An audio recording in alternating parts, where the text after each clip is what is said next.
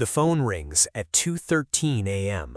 You stare at it from the edge of your apartment kitchen while cold coffee drips from the counter. 3 missed calls already sit on the screen. Unknown number, Washington, D.C. You answer on the 4th ring. "Get dressed," the voice says. "Bring your passport. 30 minutes. The line disconnects. You stand there for a moment listening to the refrigerator hum. Outside, rain hits the fire escape in uneven bursts. Your neighbor upstairs is arguing with someone again. Normal sounds, ordinary sounds. You never hear them the same way again. 38 minutes later, you walk into a secure underground room beneath a federal building you officially don't work for. 2 armed guards search you without speaking. Your phone disappears into a gray lockbox. A woman you recognize only from classified briefings slides a folder across a steel table. No introductions, no small talk. You've worked undeniable operations before. Extraction and surveillance. You also speak Farsi, Russian, and Arabic. You nod once. The folder stays closed between you. "We lost our asset in Tehran 6 hours ago.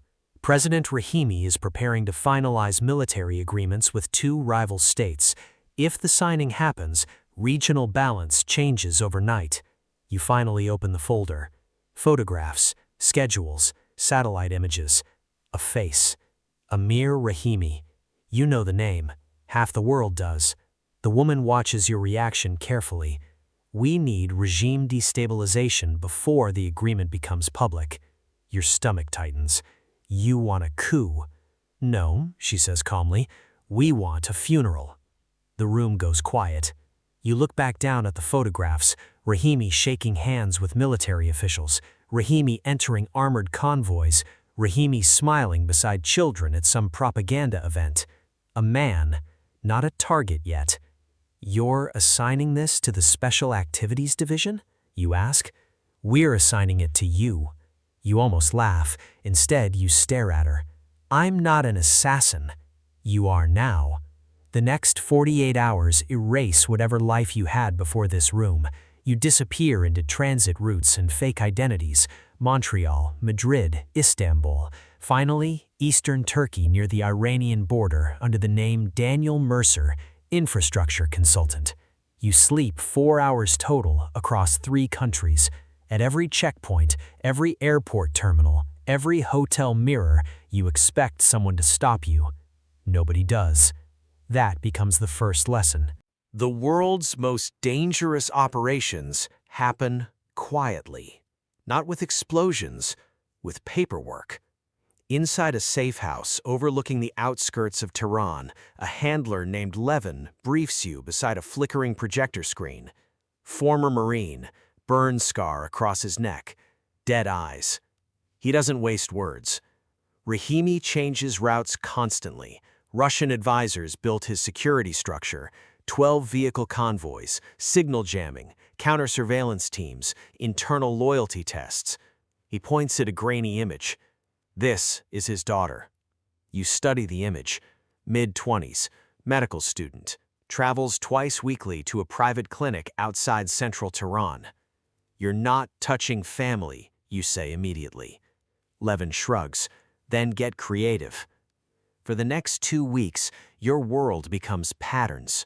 You memorize convoy timings, guard rotations, highway shutdown procedures, police frequencies, emergency medical response times.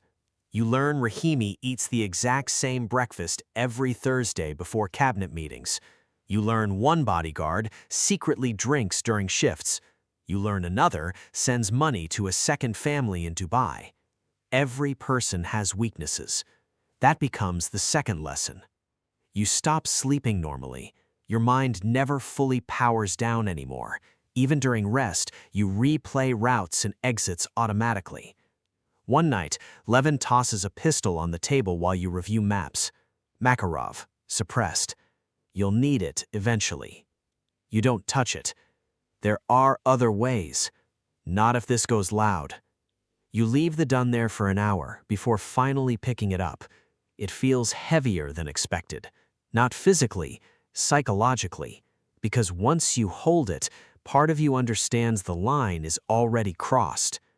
3 days later, you follow Rahimi's daughter through a crowded marketplace, not to threaten her, to understand the security response around her movements. You watch plainclothes operatives cycle positions around the block. You identify 2 sniper overwatch points, 1 emergency evacuation route, 1 weakness, a construction tunnel beneath the adjacent metro line. That night, you sketch the entire route from memory while Levin watches. "You're adapting," he says. You don't answer, because adapting feels too close to acceptance. The operation changes unexpectedly when Langley sends updated intelligence. Rahimi isn't just signing military agreements anymore. He's preparing to transfer missile systems to proxy groups within weeks. The timeline accelerates. You get 72 hours. Levin lays out 3 options: vehicle bomb, poisoning, close-range execution during a public appearance. You say, bomb kills civilians. Poison requires access we don't have. Levin stares at you. That leaves 1. The room feels smaller suddenly. You study the operational layout spread across the table. Rahimi plans to visit a military hospital south of Tehran. Public relations event. Tight security, but predictable movement inside the building. 1 hallway. 6 seconds exposed between elevators and conference room. You hear yourself asking questions before realizing you already made the decision. How thick are the walls? Concrete. Thermal cameras? Limited. Escape routes? Levin smiles faintly. Now you're thinking correctly. The next days become mechanical. You acquire uniforms, forge credentials, map exits, practice movements repeatedly inside an abandoned warehouse converted into a replica hallway. Walk, draw, fire, move. Again, again, again. The repetition numbs you. That's the dangerous part. Not fear, efficiency. On the morning of the operation, you sit alone in a parked van wearing medical scrubs stained with fake blood. Tehran traffic crawls outside beneath gray skies. Your pulse remains strangely steady. Levin checks his watch. Last chance to walk. You wouldn't let me. No, he admits, probably not. You enter the hospital through a supply entrance at 9:14 a.m. Nobody stops you. People rarely question confidence. 3rd lesson. The hallway smells like disinfectant and recycled air. Nurses move quickly between rooms. Guards stand near elevators pretending not to look alert. You push a cart loaded with medical equipment toward the service corridor. 10 minutes. Your earpiece crackles once. Convoy arrived. You position yourself beside a maintenance store with one hand inside the cart, gripping the suppressed pistol. Everything slows. Footsteps, voices, radio chatter. Then Rahimi appears, surrounded by bodyguards. For 1 second, he looks exactly like the photographs. For the next second, he looks human. Older than expected. Tired. You hesitate. A tiny hesitation, but enough to matter. One of the guards notices your eyes first. Training recognizes training. His hand moves toward his jacket. You fire twice instinctively. The suppressor muffles the shots into ugly coughs. Rahimi collapses backward. Screaming erupts instantly. Guards draw weapons. You fire again. A bodyguard falls. Then you run. Not heroically, not cleanly, pure survival.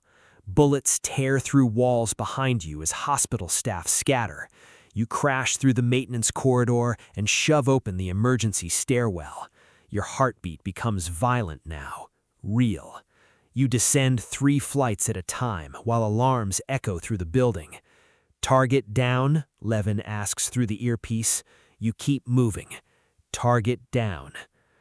Outside, Tehran explodes into chaos within minutes. Checkpoints lock down intersections, sirens flood the streets, military vehicles mobilize everywhere. You abandon the first escape vehicle after 8 blocks, second vehicle after 15 minutes, third identity by nightfall. Every television inside every cafe shows Rahimi's face beneath red breaking news banners. Official status?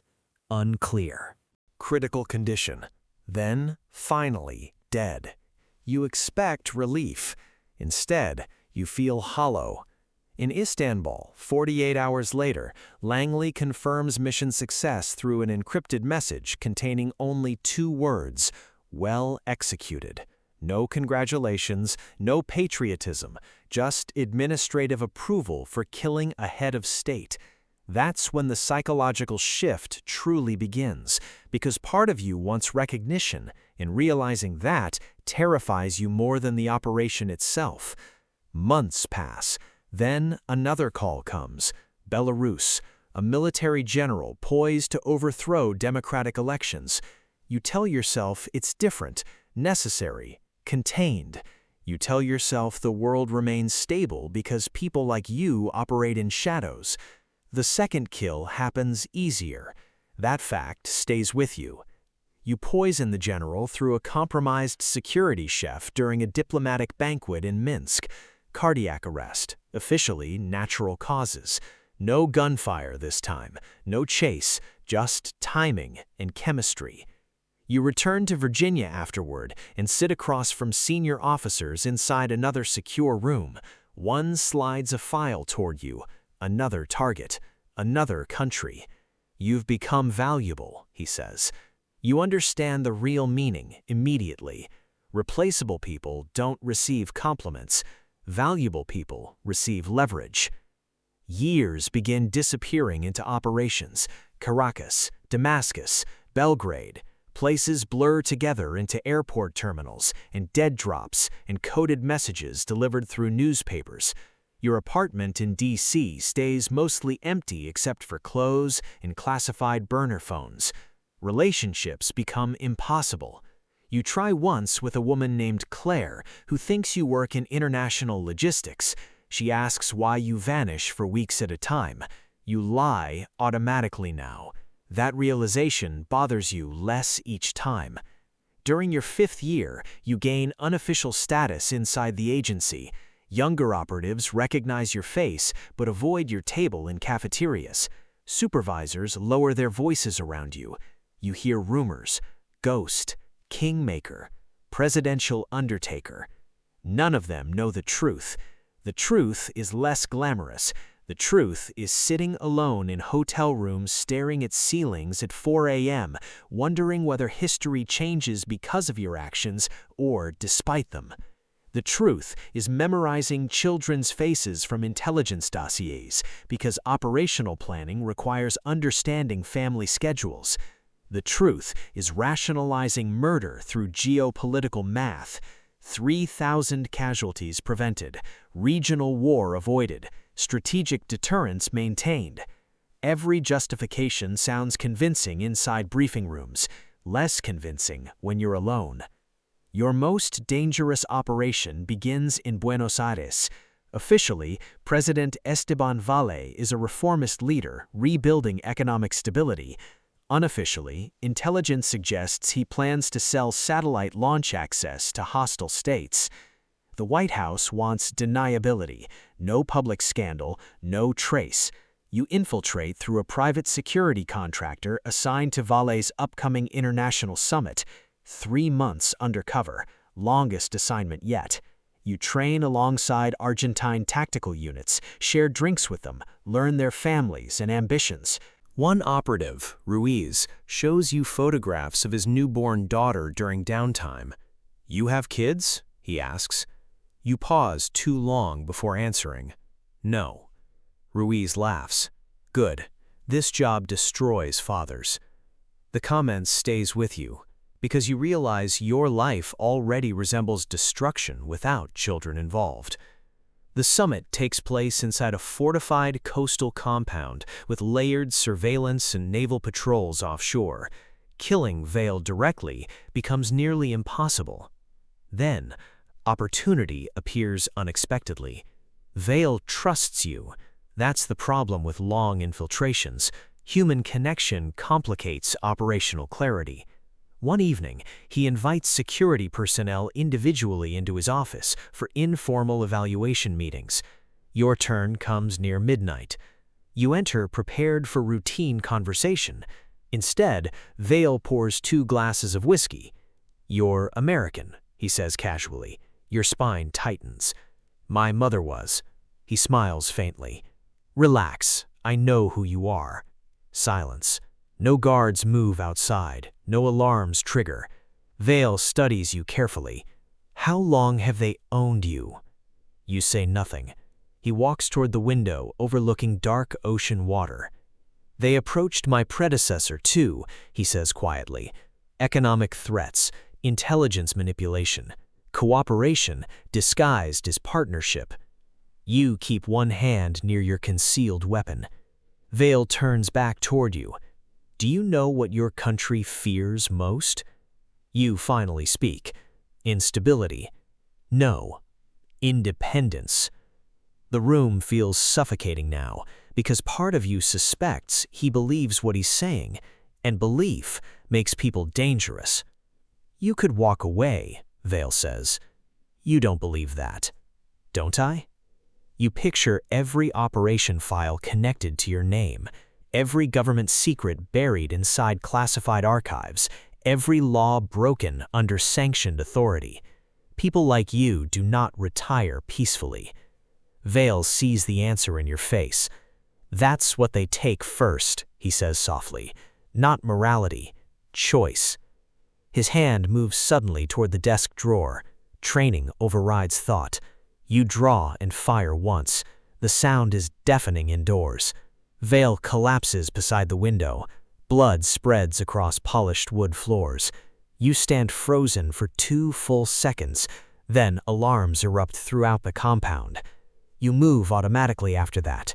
Escape routes, emergency protocols, neutralize witnesses, reach extraction point. But something changes during the escape. For the first time, the mission feels personal instead of operational. Not because you regret killing him, because he understood you. That becomes unbearable. Back in Langley, leadership praises the operation privately. Global markets stabilize within days. Allied governments publicly mourn Vale while quietly expressing relief behind closed doors. You receive a classified commendation. No ceremony, no medal, just encrypted acknowledgement buried inside files nobody outside the system will ever see. You start drinking more after that.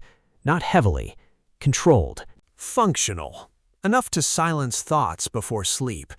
One night, Levin finds you alone inside a secure bar frequented by intelligence personnel. "You're slipping," he says. You stare into your glass. "You ever think we're the bad guys?" Levin laughs once. "Everybody thinks they're the good guys." That's not an answer. It's the only answer that matters. He leans closer. "You know why you survive and others don't?" You don't respond. "Because you stopped needing certainty. You hate him for being right." Year 8 brings the operation that nearly destroys you. Target: President Nikolai Sidorov of a fractured Eastern European state collapsing toward civil war. Officially, you're there to support democratic transition efforts. Unofficially, Sidorov plans to expose classified Western intelligence programs during negotiations with rival governments. Exposure is unacceptable. The assassination must appear internal. You coordinate with rebel intermediaries inside a freezing industrial city where everyone carries rifles and nobody trusts anyone.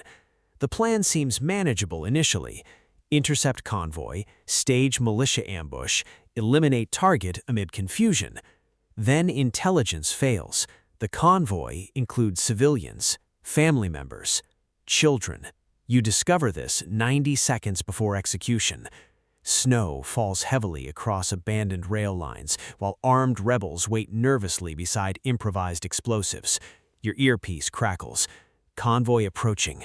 You see headlights through the storm. then smaller silhouettes and rear vehicles. Your pulse spikes immediately. This wasn't in the brief. No response. You realize Langley already knows. You understand the calculation instantly, too. Collateral damage acceptable. Mission priority absolute. One rebel looks toward you, awaiting confirmation. You have maybe 10 seconds, maybe less. This becomes the most important moment of your career. Because every previous operation allowed moral distance, this one forces direct choice. Proceed and complete mission, abort and destroy years of loyalty. The convoy gets closer. You think about Rahimi collapsing backward in that hospital hallway, Vale beside the window. Every rationalization layered carefully over years. Necessary, strategic, preventive. You suddenly feel exhausted by all of it. Stand down, you order. The rebels stare at you. What? Abort. Then gunfire erupts behind you. Not rebels, agency cleanup team. Levin steps from the snow with suppressed rifle fire cutting through the ambush group before they can react. Bodies drop instantly. You dive behind concrete as bullets spark off metal nearby. The convoy speeds away, untouched, into the storm. Levin advances calmly. You hesitated, he says through comms. You used civilians. We used leverage. You fire twice toward his position and sprint through the rail yard while snow blinds visibility. Your own agency hunts you for the next 6 days. Safe houses become compromised within hours. Bank accounts vanish. Communications fail. You finally understand the hidden rule nobody says aloud. Operatives who question missions become liabilities. Liabilities disappear. You survive only because years inside the system teach you how it functions. Dead drops, surveillance detection, psychological profiling. You know how hunters think because you became one. Eventually, a senior official contacts you through an encrypted channel, offering reinstatement. No apology, no explanation, just terms. Return quietly, resume operations, forget the incident occurred. You almost refuse. Almost. Then you see international headlines. Sidorov announces military alliances that push Europe toward crisis again. Intelligence estimates predict potential war within 18 months. Millions at risk. The old calculations return. One life against thousands. One assassination against regional collapse. You hate how persuasive the logic remains. So you return. Not because you trust the system, because part of you still believes you can control the damage from inside it. That belief keeps you operational. Years later, you sit alone in another foreign apartment, waiting for another encrypted call. Older now, more careful, less certain. Rain taps against dark windows while an unmarked phone rests beside your hand. Somewhere across the city, another president sleeps under armed protection, believing power keeps him safe. You know better. Power just makes people visible. The phone finally vibrates once. New target package received. You stare at the screen for a long time before opening it, because you already understand the truth nobody outside your world ever fully sees. There is no final mission, no clean ending, no point where the system releases people like you. Only newer threats, higher stakes, better justifications. And every year it becomes harder to remember whether you're protecting the world from chaos or simply managing it through violence. Outside, sirens echo faintly through the streets below. You pick up the phone anyway.